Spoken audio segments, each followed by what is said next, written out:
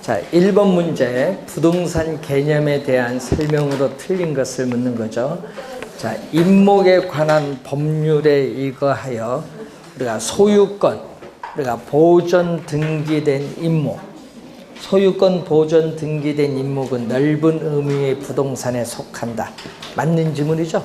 넓은 의미의 부동산은 광의의 부동산입니다. 자, 1번은 맞는 지문이고 2번 준부동산은 법제상 개념. 법제상 개념은 법률적 개념을 말해요. 법제도상의 개념, 법률적 개념인데 시대나 나라 등에 따라 차이가 있을 수 있습니다. 자, 또 학문상 연구의 대상이 되기도 하죠. 2번 우리가 맞는 지문인데 우리 저번 주 준부동산 개념 물었잖아요. 등기, 등록 등의 공시 방법을 갖추고 부동산에 취급하여 부동산에 준하여 취급되는 특정의 동산 등을 말하는 개념입니다. 협의부동산에는 준부동산이 포함되어 있지 않다. 이 협의부동산과 준부동산은 뭐죠? 별개의 개념. 이 좁은 의미 부동산, 이 협의부동산을 민법상 부동산이고 이 민법상 부동산에 준 부동산을 더해준 것을 광의의 부동산, 넓은 의미의 부동산인데 여러분 이 분류는 무슨 개념? 아까 법률상 개념, 법제도적 개념이고 자, 부동산의 경제적 가치는 동산의 경제적 가치보다 큰 것이 통상적, 일반적이다. 맞고요. 자, 5번이 정답인데 부동산은 권리의 공시 방법이 동산과 다릅니다. 부동산은 등기, 동산은 점유인데 다른 이유는 바로 어떻게 돼? 토지의 지리적 위치가 고정되어 있기 때문에 그렇죠. 물리적 절대량이 한정되어 있기 때문이 아니라 토지의 지리적 위치가 고정되어 있기 때문. 자, 여러분 우리 토지 지리적 위치의 고정성, 부동성에서 부동산과 동산을 구별하는 근거가 되는데 부동산과 동산에 있어서 법률적 측면에서의 공시 방법을 달리해 주는 근거가 된다고 했습니다. 그래서 5번이 정답. 자, 2번 문제 부동산과 동산을 구별하는 기준을 옳게 설명한 건데 자, 1번 부동산과 동산은 모두 공시수단이 동일하다니까 틀렸는데 부동산은 등기, 동산은 점유니까 틀리죠. 공시수단이 동일하다니까 틀린 지문이고 자, 부동산과 동산은 용익물권, 담보물권 설정하는데 2번, 4번 같은 지문인데 자, 여러분 어떻게 돼요? 부동산은 용익물권 설정이 가능한데 동산은 뭐다? 우리가 불가능하죠. 그래서 4번은 정답이고 2번 우리가 동산은 용익물권 설정 불가능, 담보물권 중 저당권도 설정 불가능합니다. 동산은 유치권, 질권만 어떻게 돼요? 우리가 설정이 가능하다. 부동산은 질권만 설정 못하죠. 그래서 여러분이 2번은 틀렸고 4번이 정답. 민법상 부동산은 무슨 부동산? 민법 조문을 가지고 정의를 내리고 있기 때문에 민법상 부동산은 협의의 부동산. 자, 민법상 부동산은 협의 부동산. 준부동산을 포함하는 건 광입니다. 그래서 틀렸죠. 준부동산을 포함하며 이 지문이 틀린 지문. 5번 부동산은 무주물 우리가 선점으로 소유권을 취득하니까 무주물 선점이 아니죠. 무주물 선점은 뭐다? 동산이죠. 그래서 틀린 지문이 되겠습니다. 그래서 4번 정답. 자, 3번 문제로 가는데 토지 이용에 있어서 공법상의 규제는 당연히 받지만 이 지상에 건물 등이 없는 이 사법상의 완전 소유권을 지닌 토지를 무엇이라고 하는가? 정답은 갱지. 2번이 정답. 자, 여러분 갱지는 우리나라에서 뭐 나지 개념이죠. 자, 이 갱지와 저지를 2번과 5번을 구별해야 되는데 우선 토지에 건물, 기타, 정착물이 없다. 건물, 기타의 정착물이 없고 우리 공법상 토지는 유한하기 때문에 공법상 규제는 둘 다 있죠. 그래서 지상권 등 토지의 사용 수익을 제한하는 이 사법상의 권리가 설정되어 있지 않으면 갱지, 있으면 저지죠. 자, 요걸 가지고 구분하는데 완전한 소유권은 요거죠. 사법상 제한이 없는 요게 바로 완전한 소유권을 지닌 토지. 사법상이 제한했으니까 완전한 소유권을 가지진 않죠. 불완전 소유권이죠. 그래서 정답은 2번 갱지가 정답.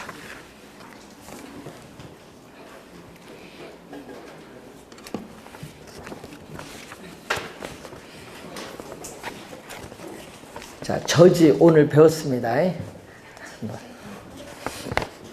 자, 4번. 다음은 어떤 부동산의 특성에서 파생된 특징을 설명한 것이다. 이를 모두 충족하는 부동산의 특성으로 온 것. 자, 여러분 작년 시험에 이런 박스 형태로 출제를 했죠. 그래서 올해도 이렇게 출제할 수 있고 아니면은 우리 저번 주에 배운 것처럼 토지의 특성 5개 놓고 출제할 수가 있습니다. 또 원래 출제가 되는 부분이죠. 자, 부동산 활동 및 형상을 우리는 국지화가 나오면요. 부동성. 그래서 항상 여러분이 올해 시험에 부동성에서 정답을 물을 가능성이 좀 높기 때문에 좀 주의를 하시라고. 부동산 활동 및 부동산 형상을 국지화한다. 자, 토지가 속해 있는 지역 범위 내에 국한되기 때문에 부동산 가치에 전반적인 영향을 미치는 이 지역에 대한 분석이 필요하다.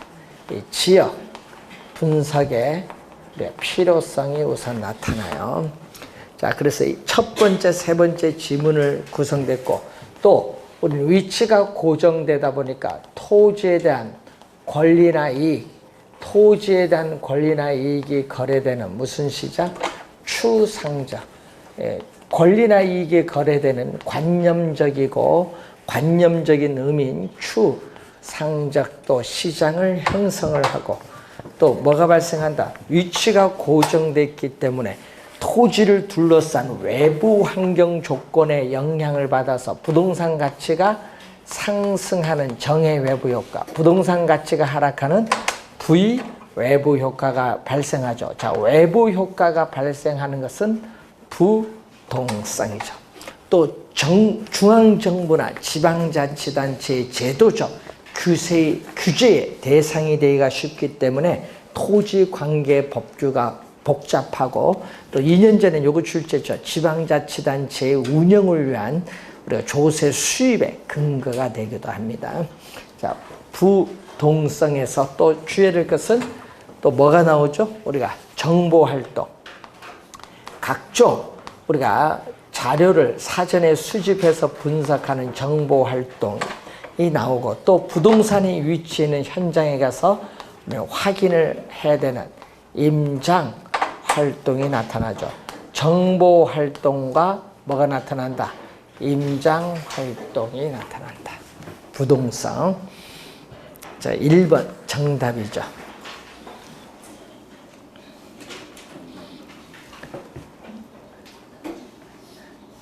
자, 3번 문제 틀릴 수가 없죠. 이런 거는 국지화가 나오면 무조건 뭐다? 외부 효과 나오면 부동성이라고 했는데 그래도 틀리신 분이 있네요. 자, 5번 토지 특성과 토지에 미치는 영향을 연결한 것으로 우리가 틀린 것을 묻는 거죠. 자, 이렇게 이런 형태로 또 출제할 수도 있는데 개별성은 뭐가 나오죠?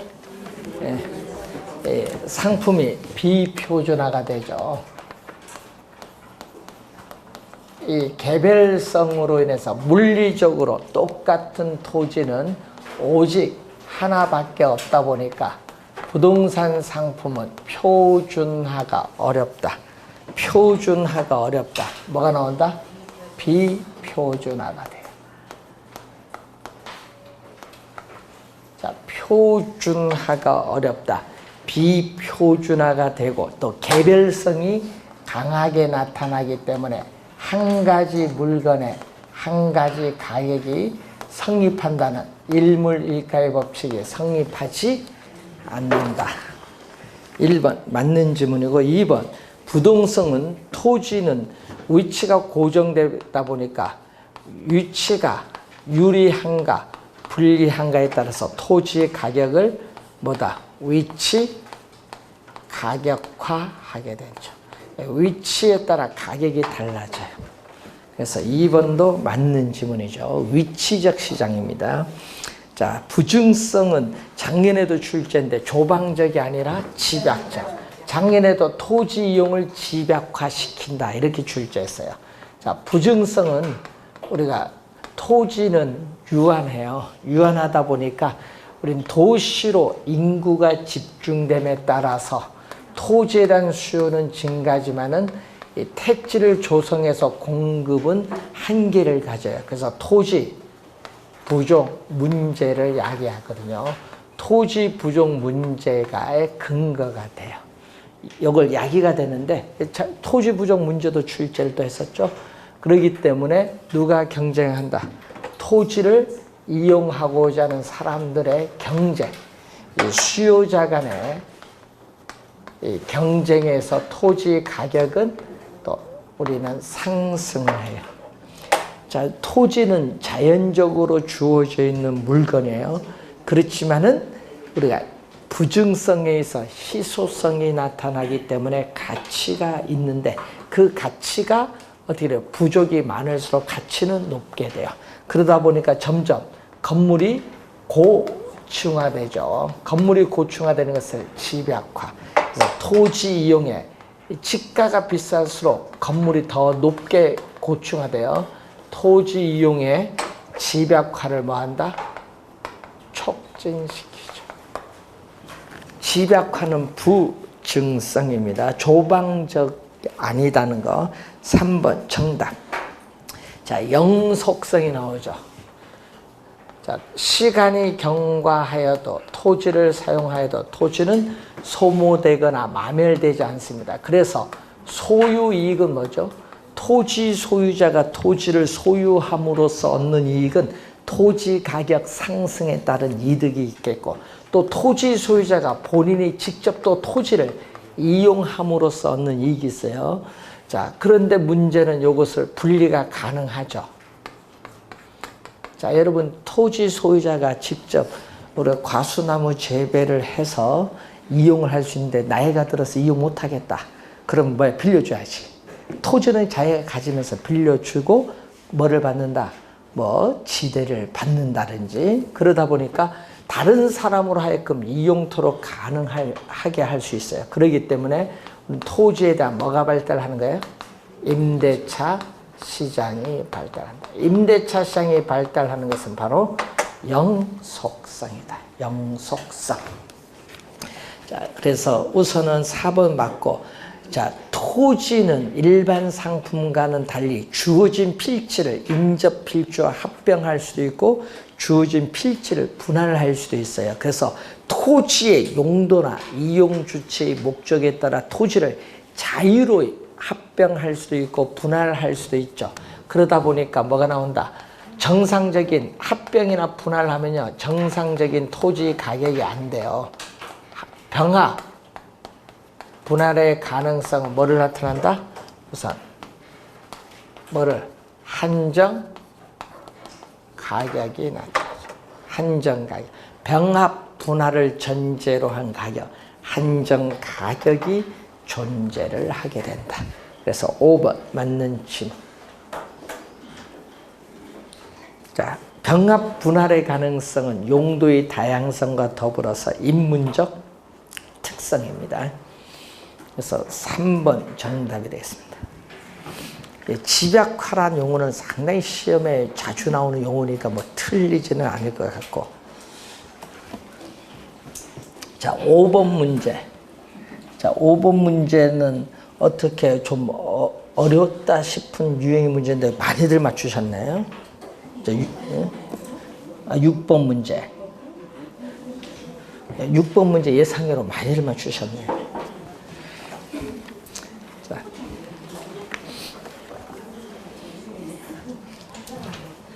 6번 문제는 한 10% 정도 맞출 것 같으면 80%가 넘네요. 자, 건설회사들이 아파트 가격을 평당 100만 원씩 올리겠다고 발표를 하자 이제 아파트 값이 오르기 전에 아파트를 사려는 사재기 현상이 벌어지고 있다. 이러한 수요 변화 현상. 자, 여러분 올리겠다고 발표하자 하면은 앞으로 오를 것이라 예상이 되죠. 네, 그래서 여러분 6번 문제는요. 뭐가 되느냐? 6번 문제는 수요의 변화 요인이 있죠. 수요의 변화 요인 중 소비자들의 미래에 대한 예상이다. 소비자들의 미래에 대한 예상.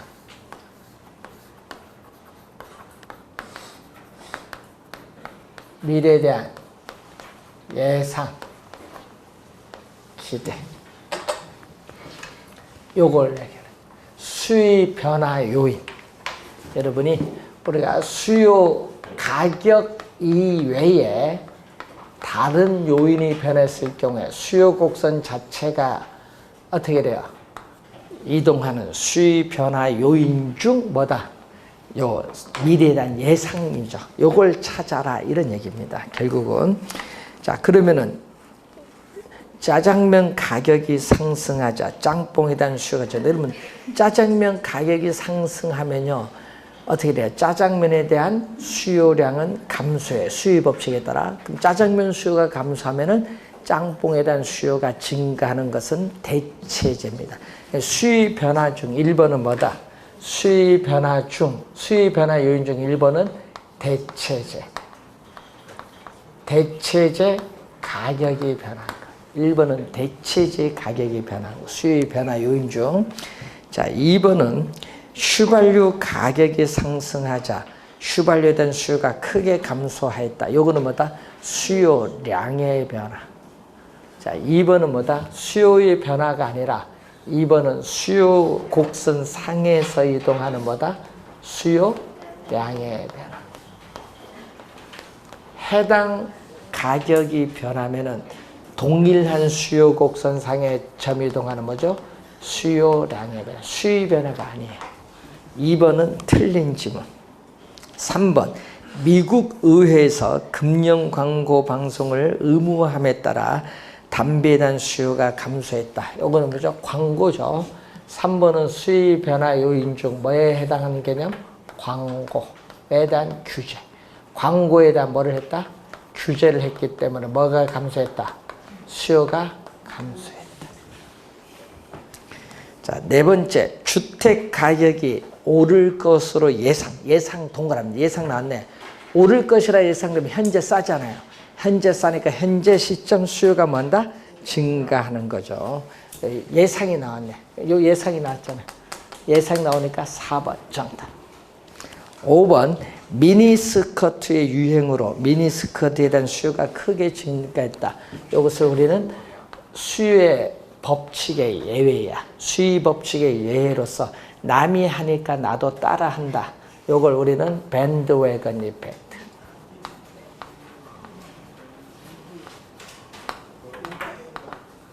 밴드웨건, 동행효과라고 해요. 밴드웨건 아시죠?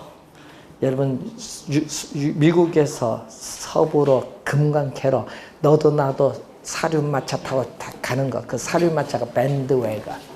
예? 그건데 너도 나도 금 찾아간다. 같이 가자 이거지.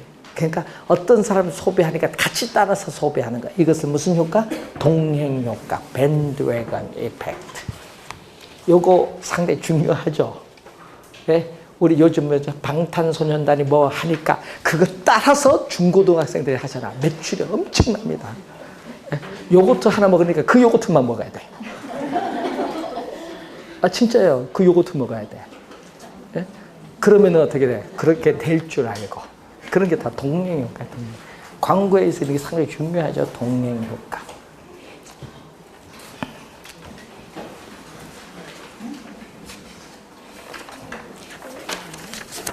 자, 명품 좋아하시는 분들은 이런 효과예요. 베블렌 이펙트. 과시성 소비. 그러니까 베블렌 이펙트라고 해요. 자, 6번에 4번에 대한 설명이고 7번. 다음 보기 중 아파트의 수요 곡선 이동. 자, 수요 곡선 이동하는데 상이 없어. 상이 없으니까 수요의 뭐다? 변화. 7번은 뭐다? 수요의 변화를 묻는 거예요. 그러면 지금 뭐다? 아파트 시장이죠. 아파트니까 아파트 가격, 보기 중에서 아파트 가격만 찾습니다. 보기 중에서 뭐만 찾는다? 아파트 가격만 찾는다. 아파트 가격을 찾았더니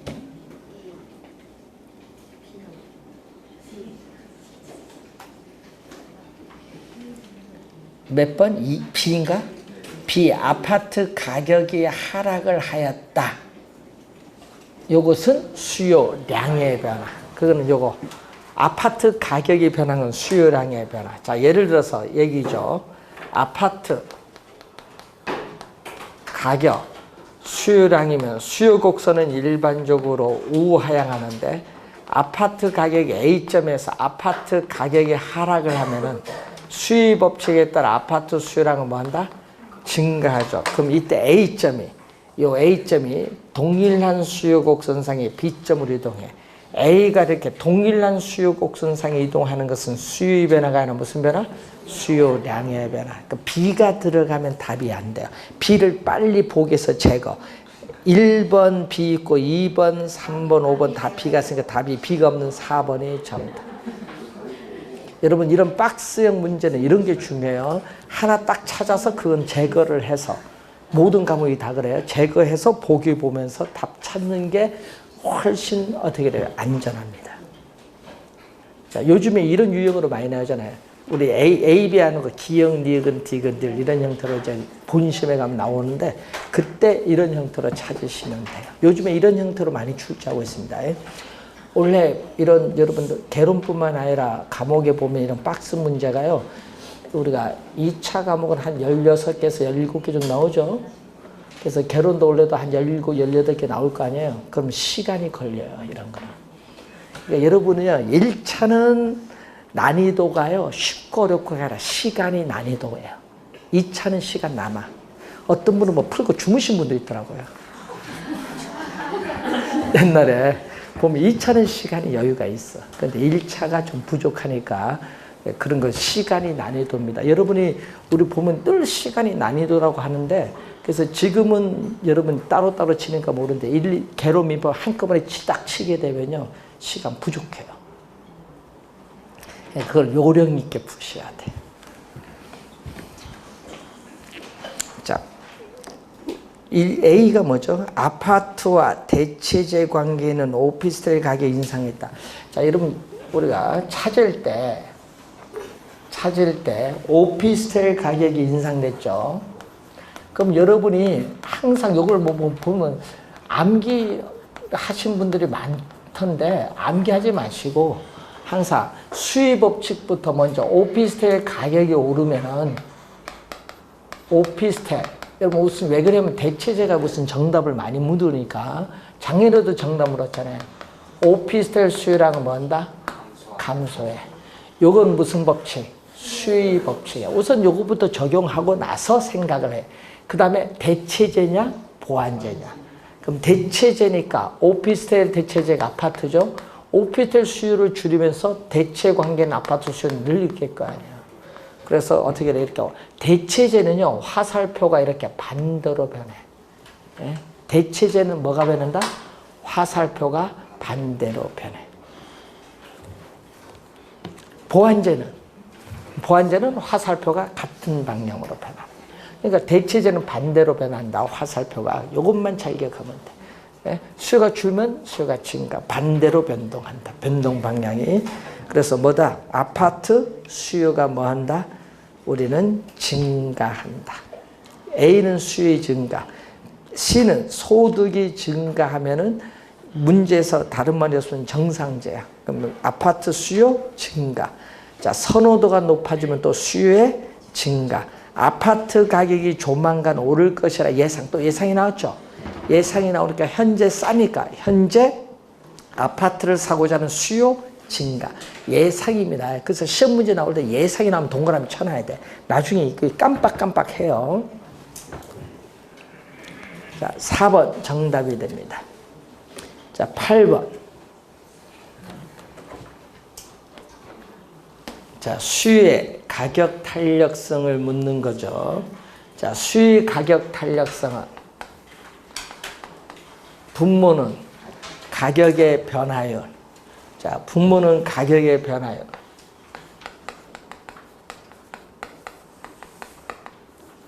분자는 수요 양의 변화율이 지금 주어졌습니다. 자, 그랬을 때 관련해서 한번 확인을 해 보시면은 얼마? 20% 상승을 했다. 자, 20% 상승을 하면은 수요량은 얼마에서?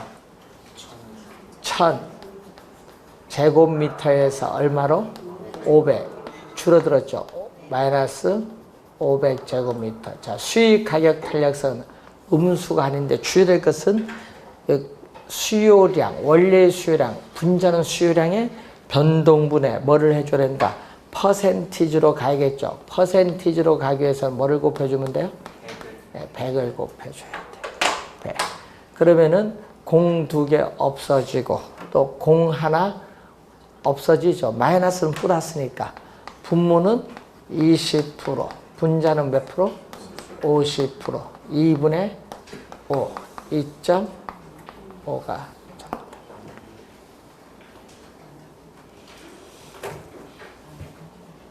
그래서 여러분이 2.5가 정답인데 여러분 항상 여기서 주의해야 될 것은 퍼센티지로 가기 위해서 뭐를 곱해준다? 100을 곱해준다. 항상 100을 곱해준다. 문제는 어려운 건 아니었는데 100을 곱해주느냐 아니냐 여기서 답을 못 구하신 분들이 꽤 많아요.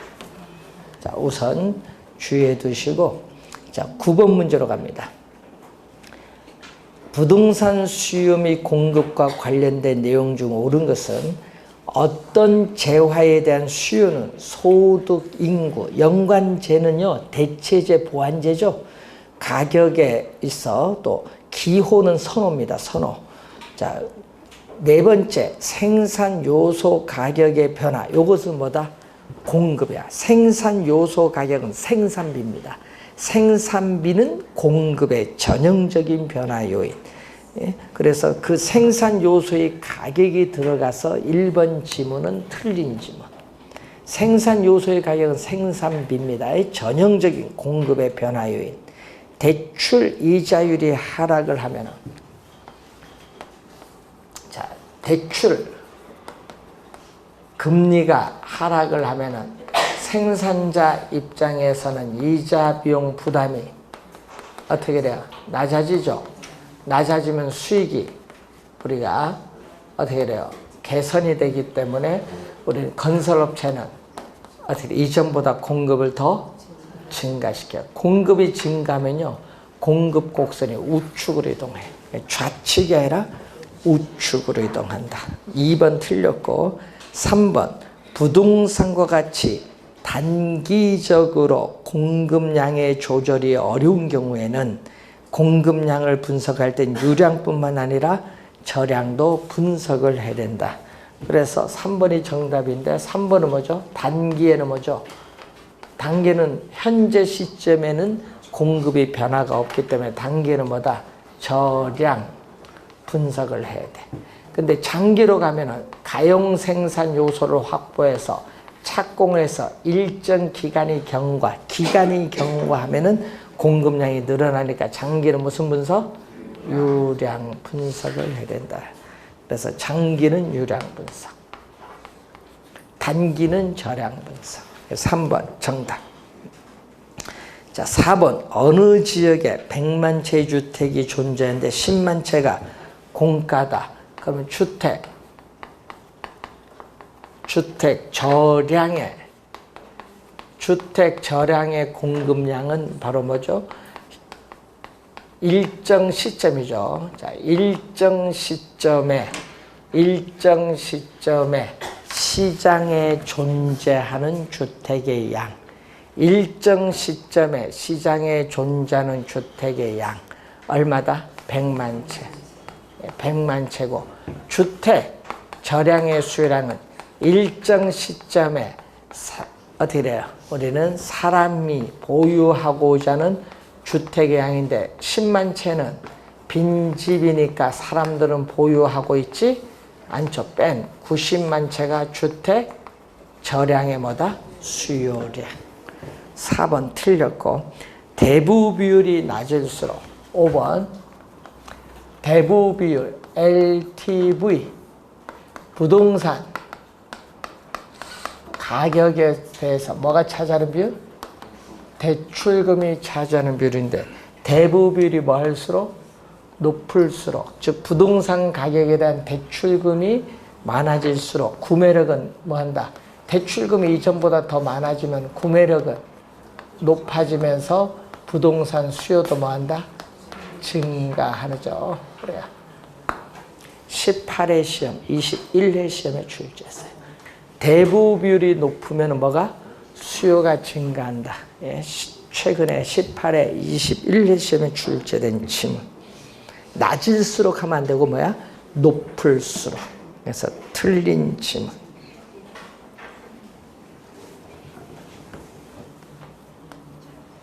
자, 10번 문제로 갑니다. 자, 아파트 시장의 공급 곡선을 좌측으로 이동시킬 수 있는 요인은 모둠에게. 좌측으로 이동하니까 공급의 감소를 묻는 거죠. 공급의 감소. 공급 곡선 자체를 뭔다? 왼쪽 좌측으로 이동시키는 요인.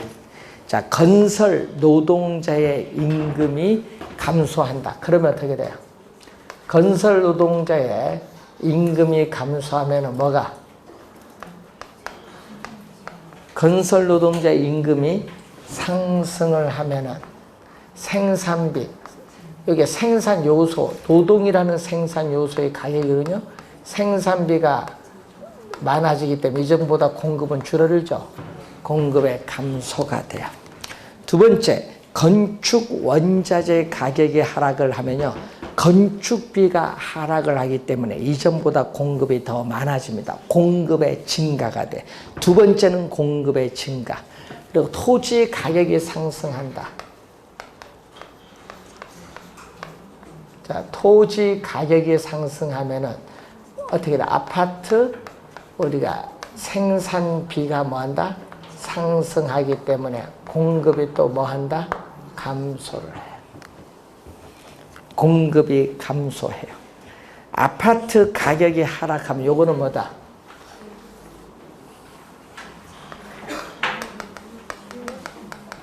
아파트 가격, 공급 곡선. 자, A점에서 아파트 가격이 하락하면 공급의 법칙에 따라 아파트 어떻게 돼요? 공급량은 뭐다? 감소해요. 그래서 A점이 B점 동일한 공급 곡선 상에서 점의 이동. 네 번째는 뭐다? 공급량의 변화. 네 번째는 공급량의 변화. 요거 공급의 감소라고 생각하신 분은 많아요. 공급량의 변화예요. 함정을 넣는 거죠. 자, 분양가 상한제가 조만간 실시될 것이라 예상. 예상에 또 동그라미. 하여튼 예상이 나오면은 동그라미 쳐놓고 생각을 좀 해야 돼. 여기서 또 잘 틀리대. 자, 분양가 규제를 할다. 분양가 상한제 정부 이번 발표죠. 김행미 국토부 교육 장관이 며칠 전에 국회에 와서 발표했잖아요. 분양가 상한제 민간 택지에 적용하겠다. 그 민간 택지에 분양가 상한제 적용했다 발표를 했잖아요. 그러면 보통 한 2, 3개월 뒤에 이제 법을 시행령을 고쳐야 되니까 2, 3개월 갈 텐데, 그러면 어떻게 돼? 지금 비싸요, 안 싸요? 지금 비싸지. 분양가 규제를 한다는 건데 지금 비싸요. 그럼 건설업체는 지금 비쌀 때 공급을 늘려야 돼. 현재 시점 건설업체는 공급을 증가시켜야 돼. 그러니까 상한제 적용되기 전에 공급을 밀어낸다는 얘기예요. 공급을 해야 된다. 공급의 뭐다? 증가야. 하여튼 예상이 나오면 주의해야 돼요. 네 번째는, 다섯 번째는 공급의 뭐다? 증가. 자, 대체주택 가격이 하락한다. 또 대체제가 나오는데, 자, 이런 거 한번 볼까요? 대체제인 주택 가격이 하락하면 또 공급의 법칙에 따라서 가격이 싸니까, 싸면은 생산자는 공급을 안 하지. 공급을 줄이죠. 자, 대체적인 주택 가격이 하락하면 공급의 법칙에 따라 공급은 줄어요. 공급은 줄으니까 뭐죠? 아파트는 비싸잖아요. 아파트 공급은 뭐한다? 증가. 여러분, 대체제는요, 하여튼 화살표의 변동이 뭘로 간다? 반대로. 그럼 아파트의 공급은 뭐한다? 증가. 여섯 번째, 공급의 증가야. 하여튼 대체제는 화살표의 변동 방향이 뭘로 간다? 반대로 간다. 여섯 번째, 공급의 증가.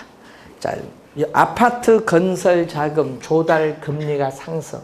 자, 금리가 상승하면은 이자 비용 부담이 뭐한다? 증가하기 때문에 수익이 악화돼서 뭐한다? 공급이 뭐한다? 감소하겠지. 그래서 3개, 2번 정답. 3개. 그래서 여러분 그 세 번째, 네 번째, 다섯 번째, 여섯 번째 여기서 함정이 걸리면 틀리게 돼 있어. 네 번째, 다섯 번째, 여섯 번째가 시험에 나오면은요 함정으로 많이 들어오잖아요. 좀 주의를 좀 해야 됩니다. 자, 11번 문제로 갑니다.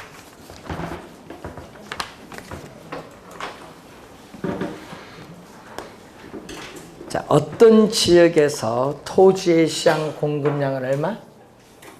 300. 자, Q, S가 300이라는 것은 공급이 뭐가 됐다? 이렇게 고정되어 있다. 공급이 고정되어 있다. 이때 토지의 시장 수요 함수가 얼마? Q, 1, D가 500 마이너스 2P다. 자, 여기에 최초의 균형. 자, 그러면은 최초의 균형이란 말이 나오면은 수요량과 공급량은 뭐다? 똑같다. 균형이 나오면은 수요량과 공급량은 똑같다. 그래서 수요량과 공급량이 서로 같다. 그럼 수요량은 얼마죠? 500 마이너스 2P. 공급량은 300 같다. 그러면 마이너스 P가 우변으로 가면 플러스로 했죠. 2P는 500에서 또 300을 빼니까 얼마? 200이 돼서 균형 가격은 100. 자, 최초의 균형일 때 균형 가격은 100인데 수요 곡선이 이동을 했죠. 뭐죠? 시장 수요 함수가 이렇게 수요 곡선이 이렇게 이동을 했어요. 이동을 했을 때 여기 Q, 2D는 450-2P. 수요가 감소를 했는데, 그러면 이때 수요 곡선이 이동한 이후에 여기 새로운 균형이죠. 자, 수요 곡선이 이동한 이후에 새로운 균형. 수요 곡선이 이동한 이후에 새로운 균형을 보면은 수요량은 바뀌었네요. 수요량은 450-2P. 공급은 고정돼서 변화가 없어요. 300. 그럼 또 넘어가면은 이 P는 450에서 300 빼니까 150. 양배를 2로 나누니까 75. 여기 75죠. 그럼 균형 가격은 얼마에서? 균형 가격은 100에서 75로 얼마만큼? 25만큼 하락을 했다. 25만큼 하락을 했다. 1번 정답.